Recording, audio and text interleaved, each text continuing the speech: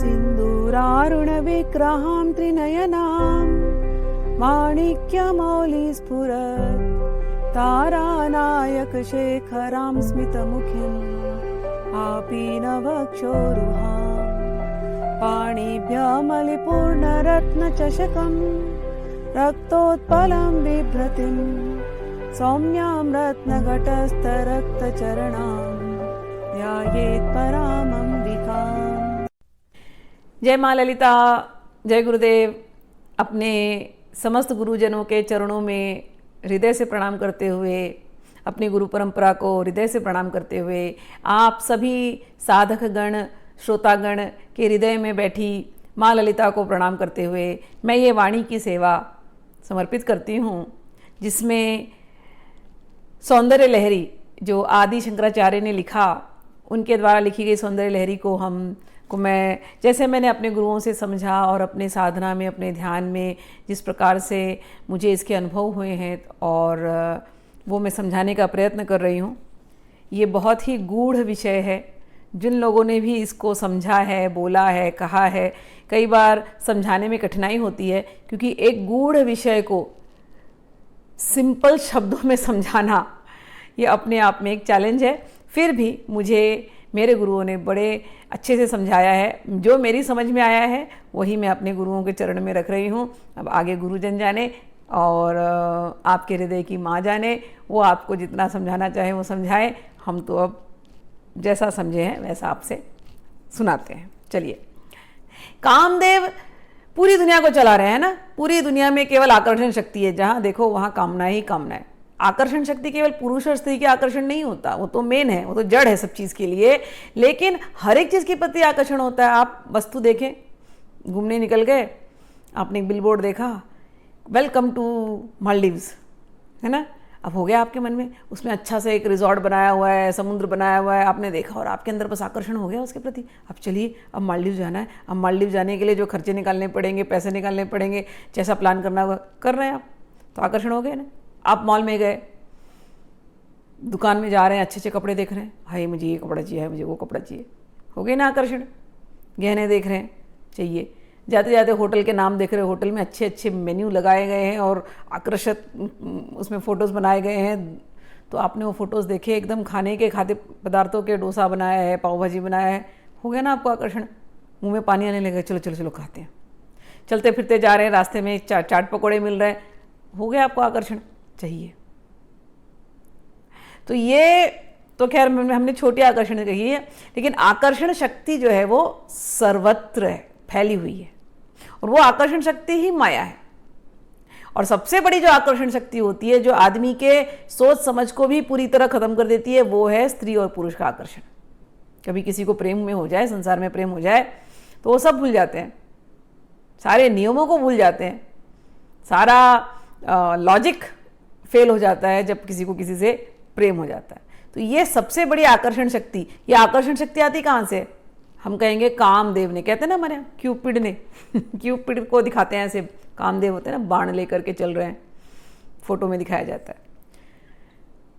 लेकिन वो कामदेव जो ये कर रहे हैं, ये पूरे दुनिया में जो आकर्षण शक्ति की वजह से सब कुछ हो रहा है, ये तो खैर हमने अपनी बताई, ह्यूमन है हम, इसलिए हम वैसे कर रहे हैं। आप देखिए जानवरों में, जानवर को रास्ते का खाना नहीं होता, लेकिन जानवरों को आप देखिए, जैसे ही स्प्रिंग सीजन आएगा, चिड़ा कैसे एक दूसरे को अट्रैक्ट करते हैं, चाहे हर जानवर हर मौसम में, जब उनका मौसम आता है तो कैसे अट्रैक्ट करते हैं। एक आप कभी देखिए नेशनल ज्योग्राफिक की वीडियोस, तो आपको समझ में आएगा। तो ये जो पूरी आकर्षण शक्ति जानवरों के अंदर भी है, तो ये आकर्षण शक्ति चल कैसे रही है? अच्छा, पेड़ों के अंदर भी क्रॉस पॉलिनेशन होता है। पॉलिनेशन करते कौन है? भंवरे आते हैं, भंवरे पुष्पों में से कुछ लेते हैं, फिर यहाँ से जा करके वहाँ डालते हैं, फिर वहाँ से जा करके बीज निकलते हैं, फिर नए नए ट्रीज निकलते हैं। तो ये आकर्षण की शक्ति के कैरियर कौन है? ये भंवरे है ना। तो वृक्षों में भी दिखाई दे रहे हैं, जानवरों में भी दिखाई दे रहे हैं, हम मनुष्यों में भी दिखाई दे रहे हैं। तो सब जगह सर्वत्र आपको ये आकर्षण शक्ति दिखाई देगी। आप देखते हैं कि पत्थरों में भी पेड़ निकल जाते हैं कि नहीं? कैसे निकल जाते हैं? बिना आकर्षण शक्ति के नहीं निकल सकते। और ये तो छोड़िए सबसे बड़ी जो आकर्षण शक्ति है पृथ्वी की वो है गुरुत्वाकर्षण, ग्रेविटेशनल फोर्स। कोई भी चीज जो पृथ्वी की है वो पृथ्वी में ही आएगी घूम करके। पृथ्वी ने सबको अपनी तरफ ऐसे पकड़ के रखा हुआ है, यह आकर्षण शक्ति। ठीक, ये सब कुछ आकर्षण शक्ति है। तो ये जितनी आकर्षण की शक्ति आप देखते हैं, ब्रह्मांड की सारी आकर्षण की शक्ति देखते हैं, ये तो केवल ऐसे 0.1% है। किसका? मां ललिता का। ये पूरा संसार में जो आनंद है, जब किसी को किसी से प्रेम होता है, प्रेम से आनंद निकलता है। घर के अंदर प्रेम होता है, परिवार में प्रेम होता है, तो प्रेम में आनंद आता है। आपको अपने जानवरों से प्रेम होता है, प्रेम में आनंद होता है। तो ये प्रेमाकर्षण और या ये प्रेमानंद, ये कौन दे रहा है? हमें ऐसा लगता है कि ये तो कामदेव और रति का काम है। अगर कामदेव और रति ना हो तो स्प्रिंग ना हो, स्प्रिंग यानी बसंत ऋतु ना हो, बसंत ऋतु ना हो तो पेड़ पौधे अच्छे फूल ना आवे, अच्छे फूल नहीं आएंगे तो जानवर तो एक दूसरे को आकर्षित नहीं कर पाएंगे, ना मनुष्यों में कोई खुशहाली रहेगी, तो कितना सूना सूना हो जाएगा सब कुछ। तो हमारे यहाँ कहते हैं जैसे ही वसंत ऋतु आई, मतलब सब कुछ नया नया होने वाला है, सब कुछ नवीन नवीन होने वाला है अब। और ये किसने किया? कामदेव ने किया। जहाँ कहीं भी आप आकर्षण देखते हैं, कामदेव ने किया, हम ऐसा कहते हैं। लेकिन कामदेव को शक्ति कहाँ से मिल रही है? भगवान से। कामदेव का कोई फॉर्म है क्या? चलिए, फॉर्म है या नहीं है अब हम पढ़ते हैं 6वां श्लोक। धनु पुष्पम मौर्वी मधुकरमयी पंचविशिखा वसंत सामंतो मलय मरुदायो धनरथः तथापेका सर्वं हिमगिरिसुते कामपि कृपाम् आपांगात्ते लब्ध्वा जगदिदम् अनंगो विजयते। शंकराचार्य जी कहते हैं कि हे हिमगिरी सुते, हे हिमवान की पुत्री, ये जो अनंग है, ये जो कामदेव है वो है अनंग। कामदेव का एक नाम है अनंग। क्यों अनंग कहते हैं? उसका कोई अंग नहीं है, अंग नहीं है, फिर भी ये इतना पावरफुल है। क्यों इसका अंग नहीं है? अरे इसको तो शिवजी ने भस्म कर दिया था बेचारा, फिर भी बिना अंग का है। फिर भी बिना अंग का हुए भी ये हर जगह अपने बाण चलाए जा रहा है। और जो इसके काम बाणों से जिसको ये भेदता है काम बाणों से अपने, वो पागल हो जाते हैं। उनके अंदर कामनाएं फिर फूटने लगती है, कामनाओं के पीछे वो भागने लगते हैं। तो ये जो अनंग है, ये जो कामदेव जो अनंग है, जिसके अंग नहीं है, इसके बाण क्या है? इसके बाण है, इसका जो धनुष बाण है, कहते हैं वो उसका जो धागा है, वो जो प्रत्यंचा है, वो क्या है? कहते हैं वो मधुकर है, वो भंवरे हैं। मैंने अभी आपसे कहा वसंत ऋतु आएगा, भंवरा यहाँ का फूल लेकर के वो पोलन ग्रेन्स वहाँ से लेता है, यहाँ से वहाँ डालता है, फिर वहाँ पर एक नया पुष्प खिलता है। ठीक है ना? तो ये भंवरे, ये तो खैर एक्चुअल भंवरे। लेकिन जब पुरुष और स्त्री में आकर्षण होता है तो पुरुष रूपी मन का भंवरा आकर्षित होता है। ठीक है ना? तो ये मन के भंवरों से ये सबको आकर्षित करता है और ये बाण चलाता है। ये तो बाण जब ये चलाता है तो बाण 5 पुष्पों की इसकी बाण होती है। क्या है भैया वो 5 पुष्प? कहते हैं ये जो हमारे पंच रूप रस गंध स्पर्श, ये जो हमारे अंदर 5 फीलिंग्स हैं, इमोशंस हैं, यही इसके बाण हैं। तो रूप देख करके बाण चल गया। किसी का रूप देखा, बड़ा सुंदर रूप है, हम मोहित हो गए, कामदेव ने बाण चला दिया। कामदेव दिखाई नहीं दे रहा बीच में, लेकिन बाण चल गया। कभी कभी किसी की वाणी सुन करके, शब्द सुन करके बस ऐसा लगता है कि केवल वो बोलते रहे, उनकी शक्ल इतनी अच्छी नहीं होगी लेकिन उनकी वाणी इतनी मीठी होती है, या वो गा दे या कुछ बोल दे, बस हमें हो जाता है प्रेम, है ना? कई एक्टर्स होते हैं ऐसे, उनके एक्टिंग को देख करके हम, या उनके बात करने के स्टाइल को देख करके होते हैं ना, लोग फैंस बन जाते हैं। तो कौन कर रहा है बीच में ये काम? क्यों फंस रहे लोग ऐसे? तो कामदेव कर रहे हैं। कामदेव दिखाई तो नहीं दे रहे, लेकिन कामदेव ने बाण चलाया है तो वो जो रूप रस शब्द, तो शब्द सुनते ही आपको उनसे प्रेम हो जाता है। प्रेम अलग अलग प्रकार के प्रेम है वैसे, और या रस, स्वाद आता है किसी चीज़ में, भोजन से। हमें तो कोई खाना याद कर लिया, गुलाब जामुन याद कर लिया, सब जो मन के अंदर में सोचा गुलाब जामुन, वाह वाह वाह वाह, अब गुलाब जामुन खाने की इच्छा हो गई गुलाब जामुन से प्रेम है। खीर खाने की इच्छा हो गई, खीर से प्रेम है। समोसे खाने की इच्छा हो गई, समोसा से प्रेम है। हो गया ना। रूप रस शब्द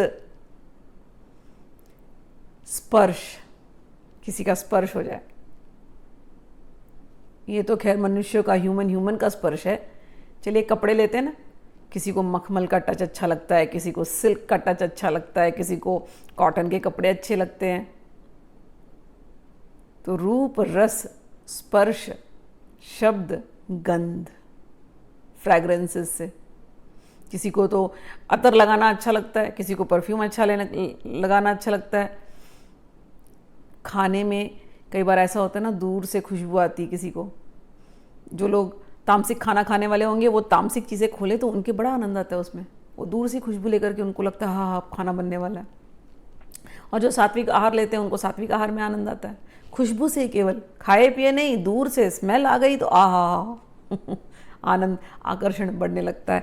तो ये जो 5 जो चीज़ें हैं जिसको हम कहते हैं रूप रस गंध स्पर्श शब्द, यही 5 बाण हैं कामदेव के, यही 5 बाण हैं कामदेव के। और इन्हीं से वो सभी को वो भेद रहे हैं। हर पुरुष, हर स्त्री, हर नर, हर मादा, पूरी प्रकृति, पुरुष और शक्ति, यही चल रहा है खेल हर जगह ये 5 का ही ये आकर्षण है। ठीक। और ये कामदेव चलते कैसे हैं? अनंग है, ये तो हम समझ गए। चलते किस पर हैं? तो कह रहे हैं उनका जो रथ है, आयोधन रथ, वो तो हवा में चलते हैं। ये मलय राज्य से हवा निकलती है, ये उसमें चलते हैं। मलय यानी जहाँ चंदन उगते हैं, तो चंदन की खुशबू लेते हुए ये हर जगह चलते हैं। और वसंत ऋतु, ये चल रहे हैं अपने रथ पर, और वसंत ऋतु तो इनका मिनिस्टर है। ऐसे अनंग, जिनका कोई अंग नहीं है, जिनका रथ भी हवा है, जिनके बाण भी अपने बाण नहीं है, बाण भी ये पंच तन्मात्राएं हैं, ऐसे अनंग कामदेव ये अकेले ही हैं देखा जाए तो। लेकिन ये अकेले होते हुए भी ये सर्वत्र विजयी होते हैं, सबको ये भेद देते हैं। ये कौन है? इनको ये भेदने की शक्ति, जो सबको ये घायल कर देते अपने तीरों से, ये शक्ति कहाँ से आई?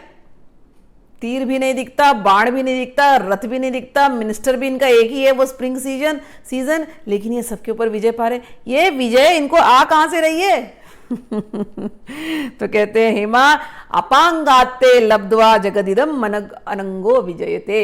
एक आपकी अपांगाते, एक आप जो साइड से जो देख लेती है ना माँ, सिर्फ ऐसे, बस वो एक साइड ग्लैंस, वो एक कृपा कटाक्ष, बस आपने कटाक्ष दे दिया इनको, तो उस कटाक्ष में इतनी आकर्षण शक्ति है कि ये कामदेव को मिल जाता है और कामदेव सर्वत्र विजय हो रहे हैं और लोगों को लगता है वाह वाह कामदेव क्या काम करते हैं।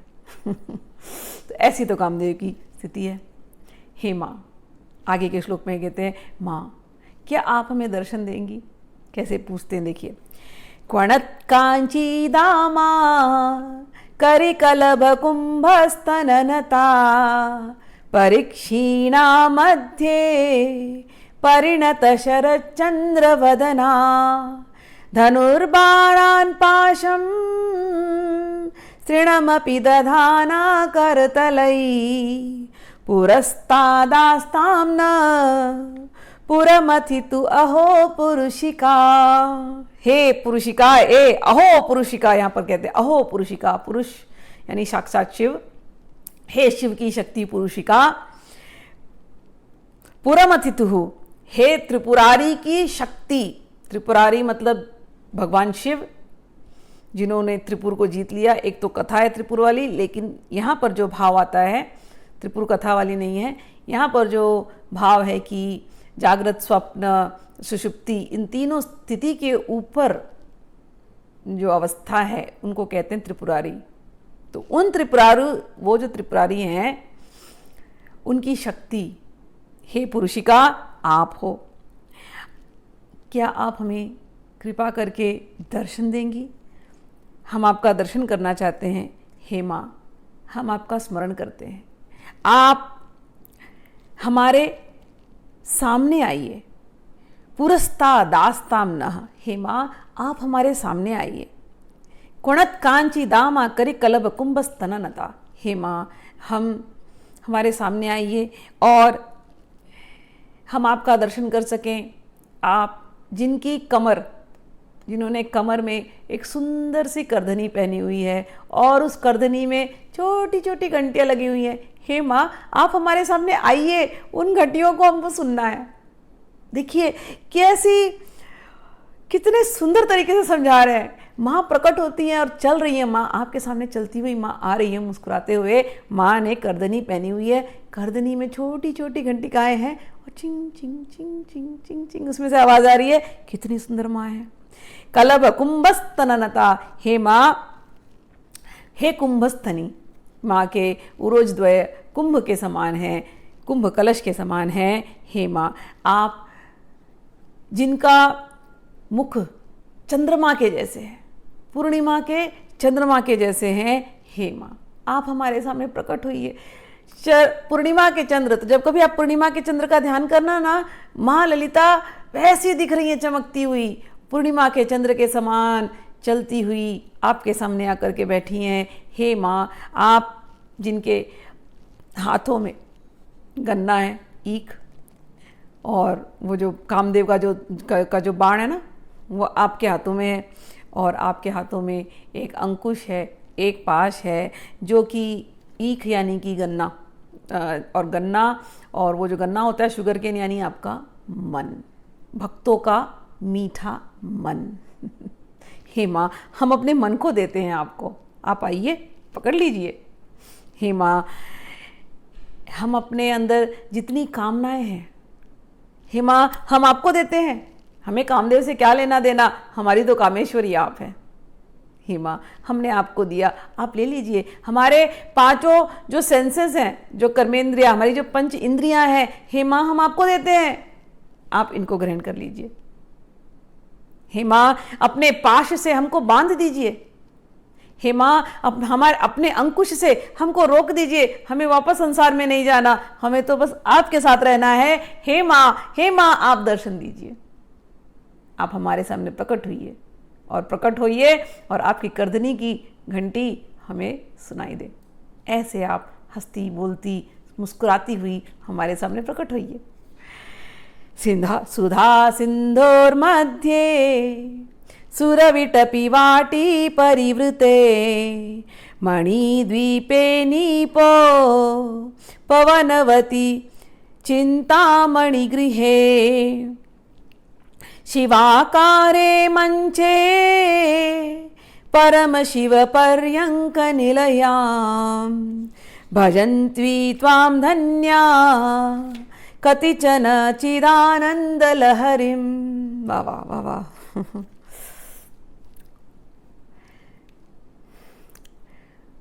कह रहे हैं वो लोग धन्य हैं, वो लोग धन्य हैं जो आपके दर्शन करते हैं, और जब आपका दर्शन होता है तो उस चिदानंद लहरी में वो डूबे रहते हैं। चिदानंद लहरी, ये जो शब्द है यहाँ पर चिदानंद लहरी, उसी शब्द आनंद लहरी से ये जो है ना फर्स्ट पार्ट जो हम पढ़ रहे हैं, इसको कहते हैं आनंद लहरी, ये चिदानंद लहरी यहाँ से आया। हे माँ आप कहाँ रहती हैं? अब ये कह रहे हैं यहाँ पर, हम लोग जब ललिता सहस्त्रनाम पढ़ते हैं तो ललिता सहस्त्रनाम में भी ये श्लोक आता है। सुमेरु मध्य श्रृंगस्था श्रीमन नगर नायिका, श्रीनगर में रहने वाली श्रीमन नगर नायिका, चिंतामणि गृहांतस्था पंच ब्रह्मासन स्थिता महापद्माटवी संस्था कदम्ब वनवासिनी सुधा सागर मध्यस्था कामाक्षी कामदायिनी।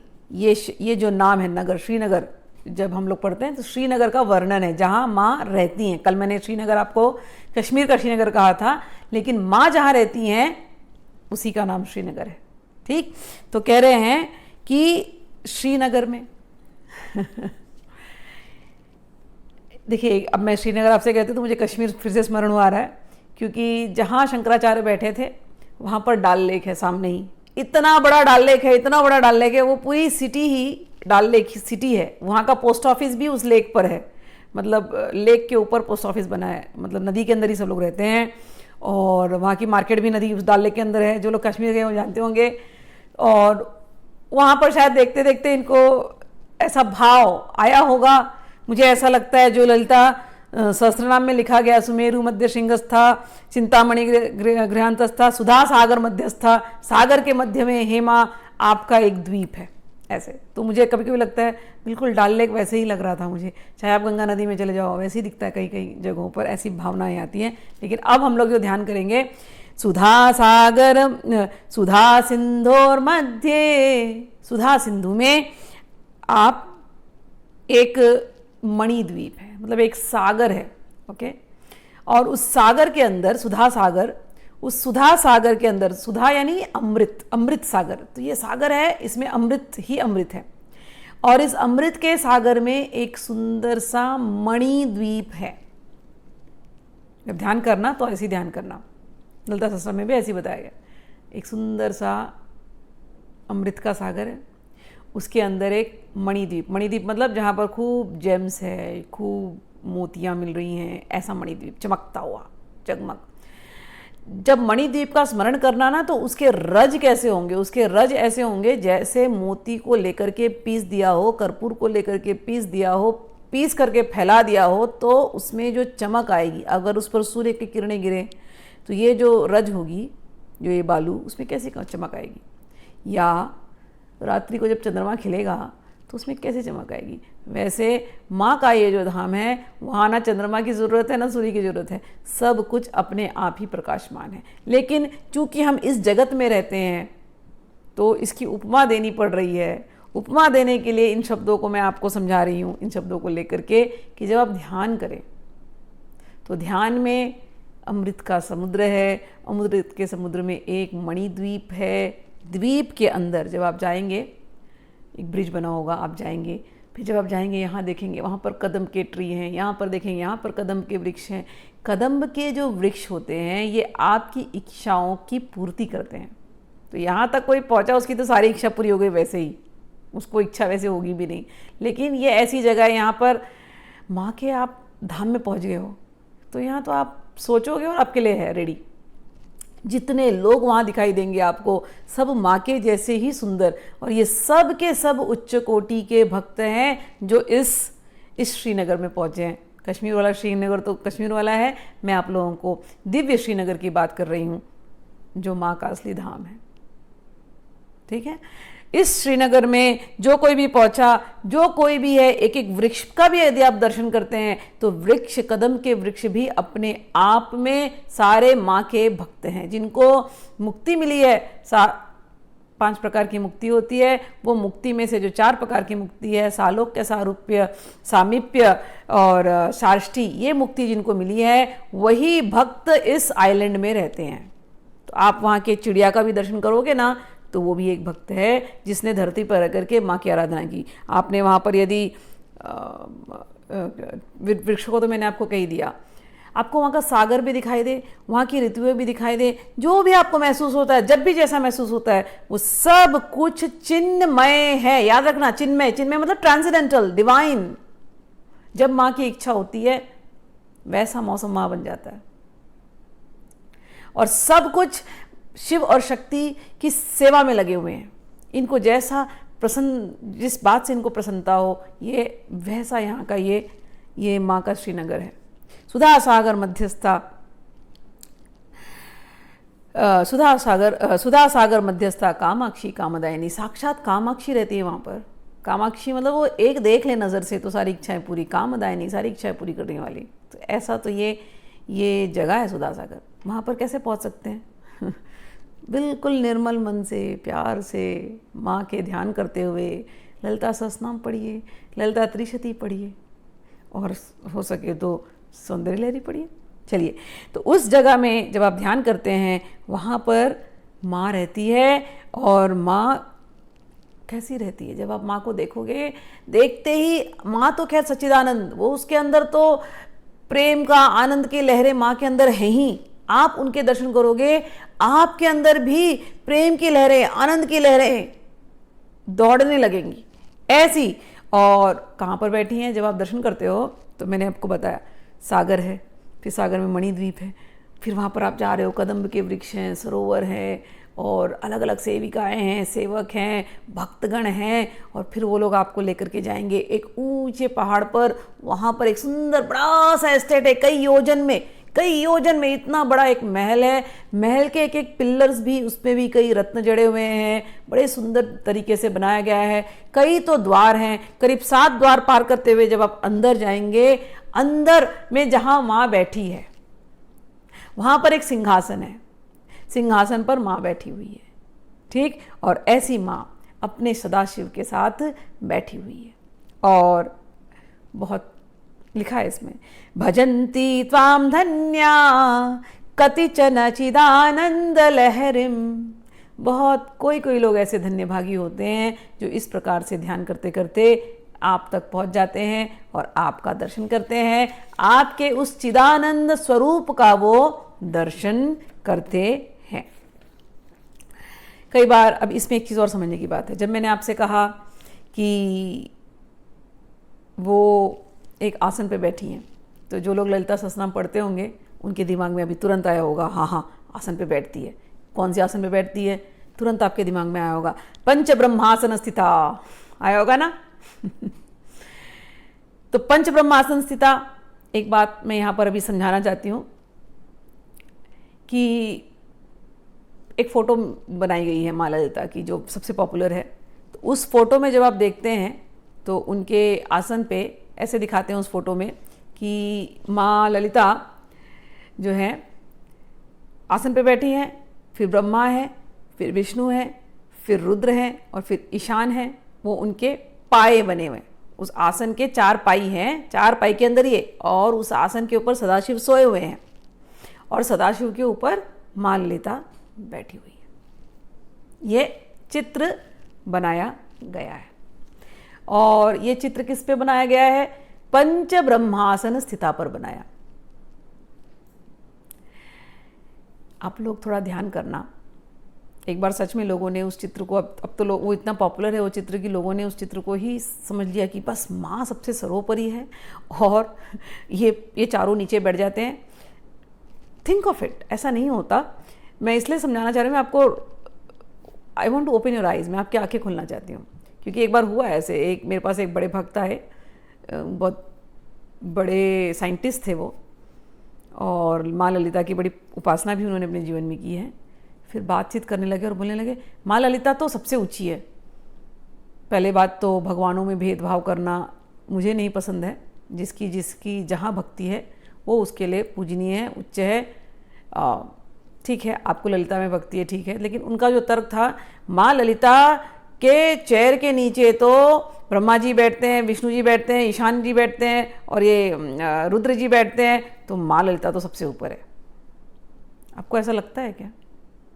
सच में आप जब दर्शन करने जाओगे, जैसे मैंने आपको दर्शन बताया, इस अमृत सागर में आप घुसोगे, फिर अंदर जाओगे और वहाँ पर एक सिंहासन मिलेगा और आप देखेंगे वहाँ पर, हाँ विष्णु जी एक जगह बैठ गए हैं, फिर ब्रह्मा जी एक जगह बैठ गए हैं, फिर ईशान जी एक जगह बैठ गए हैं, फिर रुद्र जी एक जगह बैठे हैं, और फिर उन्होंने बोला, अब लाओ सेवकों, अब वो सिंहासन हमारे सर पे रख दो, बोलेंगे ऐसा। और उसके ऊपर सदाशिव जी लेट जाएंगे और सदाशिव बोलेंगे, हे ललिते तुम आकर के मेरे ऊपर बैठ जाओ। और ललिता जी और माँ हमारी जो इतनी भक्तवत्सला है, जो अपना आसन दूसरे को दे दे, अब ये आएगा इस श्लोक में, माँ जो इतनी भक्तवत्सला है कि अब माँ हम बुलाएं और माँ अपना आसन हमको देती है। माँ ये देखेगी, हाँ ये चारों बैठ गए हैं, अब यहाँ पर आसन रखा जाए, अब सदाशिव सोए हैं, अब मैं इनके ऊपर बैठ जाऊंगी। ऐसा होता है क्या? आपको लगता है ये लॉजिकल है क्या कहीं भी? सच कहती हूँ, आपके दिल से आवाज आई होगी, नहीं ये इलॉजिकल है। तो सोचना चाहिए, ये ब्रह्मा, ये विष्णु, ये ईशान, ये रुद्र, ये क्यों कह रहे हैं कि ये पंच ब्रह्मासन स्थिता? इनके ऊपर नहीं बैठती है माँ, इनके ऊपर नहीं बैठती। ये जो चारों हैं, सदाशिव का जो है, सदाशिव हमेशा ही रहते हैं, हमेशा सदाशिव के ही। और जब आप शैव सिद्धांत को पढ़ते हैं तो इन्हीं सदाशिव का अलग अलग नाम है। उनका नाम आएगा ईशान, फिर तत्पुरुष, फिर उसमें आएगा रुद्र नाम आएगा, और अघोर नाम आता है उनका, और एक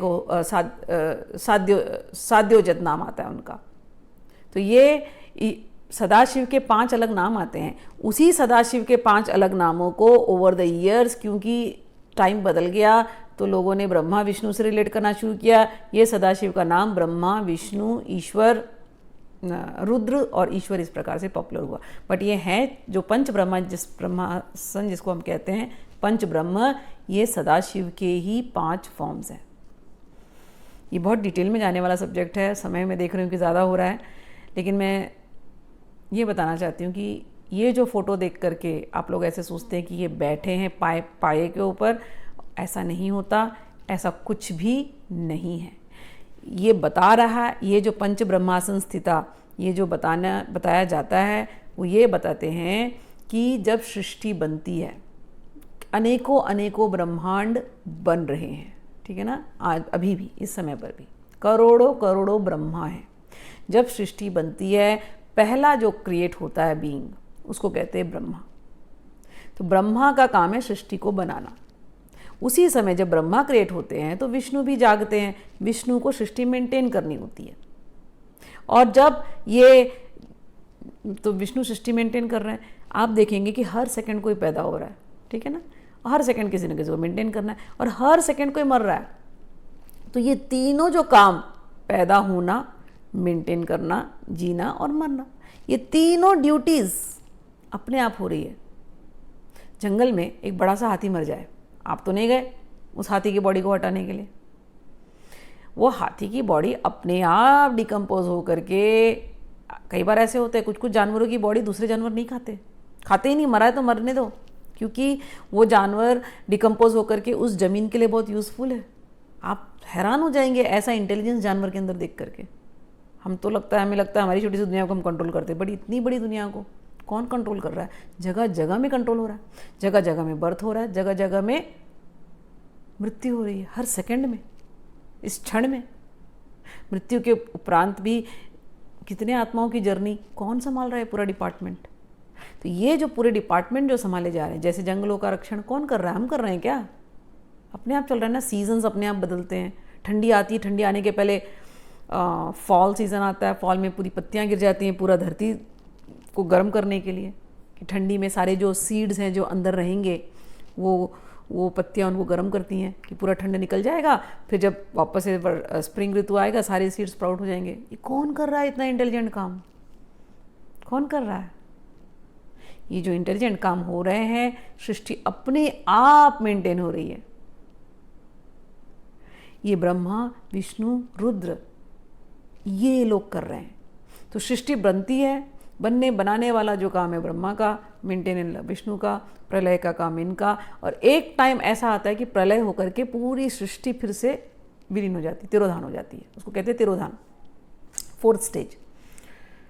तो उस तिरोधान के समय पे क्या होता है? हम सब मर जाते हैं, और मर करके वापस से हम बीज रूप में, आत्मा रूप में हम उस सदाशिव के अंदर ही रहते हैं, प्रकृति के अंदर, प्रकृति के गर्भ में ही रहते हैं। फिर जब नई सृष्टि बनती है तो हम वापस बाहर आते हैं। फिर जहाँ जहाँ हमने हमारे कर्म छोड़े थे, वो कर्म के आगे हमारे फिर वैसी बॉडीज़ लेते हैं, फिर वो सृष्टि वापस शुरू होती है। तो ये जो 4 फंक्शंस जो मैंने आपको बताया कि पहले सृजन, फिर पालन, फिर उसका प्रलय होना, फिर प्रलय के बीच में तिरोधान, ये 4 जो करने वाले हैं वो है ये। इनको शक्तियाँ कहाँ से मिलती है? ब्रह्मा, विष्णु, रुद्र, महेश। इनको शक्तियाँ कहाँ से मिलती है? माँ से मिलती है। कब तक मिलती है? जब तक वो ब्रह्मांड की जरूरत होती है। जिस दिन वो ब्रह्मांड खत्म, वो लीन हो गए। हाँ, सदाशिव, ये रोल्स है, ये रोल्स खत्म हो गए। सदाशिव ही ये बन करके आए, लेकिन सदाशिव जो है वो हमेशा रहते हैं। कुछ लोगों को, ये जो मैंने आपको बताया अभी, कुछ आत्माएं वापस आएंगी, लेकिन कुछ आत्माओं पर कृपा होती है, अनुग्रह। सदाशिव का अनुग्रह होता है, माँ का अनुग्रह होता है, वो मुक्त आत्माएं हो जाती। वो हमेशा माँ के साथ, पिताजी के साथ ही रहती हैं, सदाशिव के साथ। तो सदाशिव की चादर हमेशा बनी रहती है। तो जब सृष्टि बनती है और सृष्टि का प्रलय होता है और उसका जो इंटरमीडिएट जो होता है कि नई सृष्टि शुरू होने तक, वो चारों पीरियड के जो रोल हैं वो रोल इन चारों ने लिया है। ये चारों माँ के भरोसे हैं, माँ इनको शक्ति देती है तो ये चारों अपना रोल कर पाते हैं। ब्रह्मा जी को अगर ज्ञान न दिया जाए, माँ सरस्वती के रूप में न आए, तो ब्रह्मा जी कुछ नहीं क्रिएट कर सकते। ब्रह्मा जी को याद ना आए कि पहली सृष्टि का रचना कैसे किया था, तो ब्रह्मा जी नहीं कर सकते। विष्णु जी पालन नहीं कर सकते, माँ ही लक्ष्मी बन करके आती है। और रुद्र के साथ तो माँ है ही, काली बन करके आती हैं, रुद्राणी बन करके आती हैं अलग अलग रूपों में। तो ये सारी शक्ति इनके बलबूते पर, मतलब सदाशिव और माँ के बलबूते पर ही इनको शक्ति मिलती है। इसलिए इनको बताते हैं कि हाँ, माँ इनके ऊपर है सर्वोपरि। लेकिन ऐसा नहीं है कि माँ इनके ऊपर ऐसे चेयर बना दिया है और उसके ऊपर जाकर के माँ बैठ रही, ना, ये ऐसे नहीं होता। ठीक है, ये कॉन्सेप्ट है। दूसरा, जो लोग निर्विशेष ब्रह्म पर ध्यान करते हैं तो उनके लिए भी एक कॉन्सेप्ट है कि अ उ म, और एक ओम लिखते हैं ना हम लोग, अ उ म और बिंदी पड़ती है। तो ये जो अ उ म है ना, ये भी माँ के ही 4 पैर है, यानी ओम मंत्र। ठीक, तो इससे भी जब हम ध्यान करते हैं और जब हम उस निराकार ब्रह्म का जब हमें साक्षात्कार होता है, उसमें जो हमें आनंद के अनुभव होता है, वही माँ ललिता है। मैंने आप लोगों से पहले ही कहा, ये सब्जेक्ट मैटर बहुत गूढ़ है। मैं इस पे और बोलती जाऊंगी तो और 2-3 वीडियोस बन जाएंगे, लेकिन अभी के लिए यही समझते हैं सिंपल सी जो बात कि माँ, हम लोग जो सिंपल लोग हैं, जो ध्यान इतना डीप में नहीं जा सकते, तो उनके लिए एक ही बात है, आप ध्यान करना। जब भी आप ध्यान करना, एक सुंदर सा समुद्र है, सुधा सागर, उसके बीच में एक द्वीप है, द्वीप में पूरे बहुत सारे कदम के वृक्ष हैं। कदम के वृक्ष के बाद आप चलते जाइए, ऊंचा सा पहाड़ है, उस पहाड़ के ऊपर एक पैलेस है, एक महल है।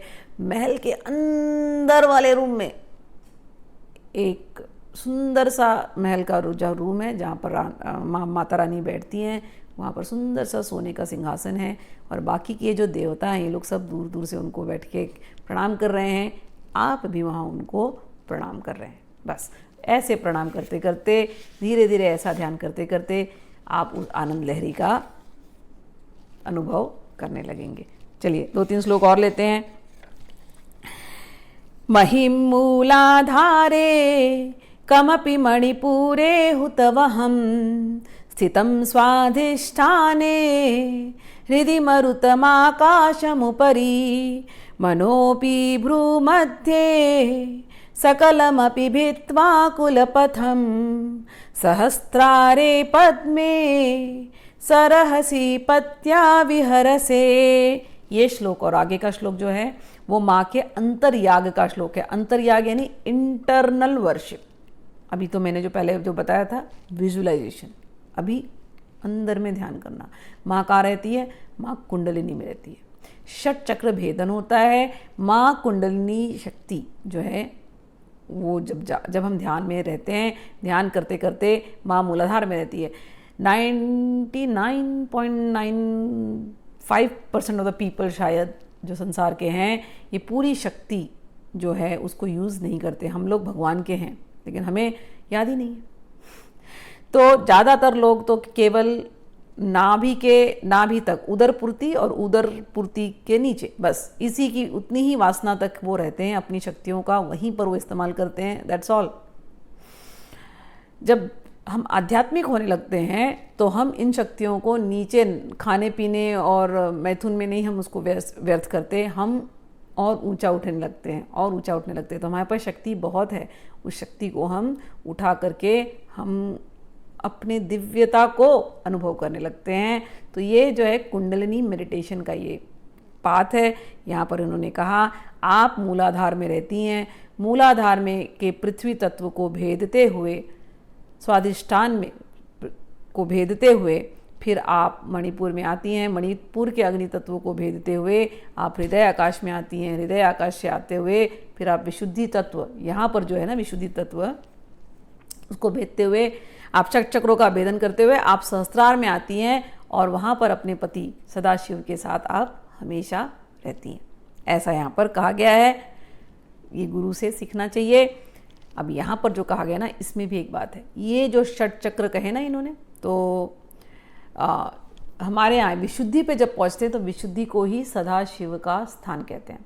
तो यहाँ पर सदाशिव है और सदाशिव के ऊपर माँ ललिता है। ये लोग दोनों यहाँ से चल करके हमेशा इस जगह पे रहते हैं, सहस्त्रार में रहते हैं। ये कुंडलिनी की मेडिटेशन है। सुधाधारा सारै चरणयुगलान्तर्विगलितै प्रपञ्चं सिञ्चन्ति पुनरपि आम्नाय महसा अवाप्य स्वां भूमिं भुजगनिभमध्ययुष्टवलयं स्वामात्मानं कृत्वा स्वपिशिकुलकुंडे कुहरिणी। ये जो 10वां श्लोक है, ये माँ एक बार सहस्त्रार पर जाती हैं। जब हम समाधिस्थ होते हैं तो सहस्त्रार में माँ वहीं रहती कुंडलिनी रूप में। पूरी शक्ति, डेली में क्या होता है, हमारी शक्ति का व्यय होता है। हम बात कर रहे हैं तो शक्ति व्यय हो रही है, हम काम कर रहे हैं तो शक्ति व्यय हो रही है, हम सोच रहे हैं तो शक्ति व्यय हो रही है। लेकिन जब हम साधना में रहते हैं तो हम इस शक्ति को खर्चा नहीं करते। हम एक जगह बैठे तो धीरे धीरे धीरे ये शक्ति चढ़ते चढ़ते चढ़ते चढ़ते चढ़ते चढ़ते सहस्त्रार तक आ जाती है। जिसके सहस्त्रार तक एनर्जी आ गई, फिर केवल इतना पोर्शन एक्टिव होता है, बाकी का पूरा पोर्शन सुप्त, समझ में नहीं आता है बॉडी है कि नहीं। तो वहाँ जितनी देर आप समाधि में हैं, आप समाधि में हैं, आप उस आनंद में रहेंगे। लेकिन कोई भी व्यक्ति हमेशा समाधि में नहीं रहता। ये वाली समाधि जो कह रही हूँ, सहस्त्रार वाली समाधि, तो फिर जब थोड़ी देर के बाद फिर वो जो है यहाँ तक समाधि का अनुभव किया, फिर थोड़ी देर के बाद समाधि टूटती है, फिर वो शक्ति जो है वापस आपको नीचे आकर के मूलाधार में बैठ जाती है। मूलाधार में बैठेगी तो ही आप उठेंगे, खाएंगे, पिएंगे, बोलेंगे, तो ही फिर सारा संसार का प्रपंच होगा। तब तक प्रपंच होगा जब तक आपके पूर्व जन्मों का जो भी लेखा जोखा बाकी है इस शरीर के द्वारा, जो एक्सचेंजेस बाकी हैं, वो तो आपको करने पड़ेंगे। तो कई बार लोगों को लगता है अरे अब तो हमको सिद्धि मिल गई है, सिद्धि मिल गया तो हमें कुछ करना नहीं पड़ेगा, अब तो हमारी सारी इच्छाएं पूरी हो जाएंगी। ऐसा होता नहीं है। Reality is different. प्रपंच कर तो समाधि आप एक्सपीरियंस करोगे, मन से भले आप छूट जाओगे संसार से, मन से आपको मुक्ति मिल जाएगी, लेकिन जो आपके जो प्रारब्ध के जितने कर्म हैं जो इस शरीर से आपको भोगना है, वो आपको भोगने के बाद जब आप शरीर छोड़ोगे तभी माँ के श्रीनगर में आप पहुँचोगे। तो ये एक जर्नी है। सेम टाइम आप स्पिरिचुअल होगे और सेम टाइम आप इस संसार में भी रहोगे। जय माँ, जय श्री कृष्णा। ये 10वां श्लोक एंड हुआ। अब हम आगे का श्लोक अगले वीडियो में करेंगे। हरि बोल। जय गुरुदेव।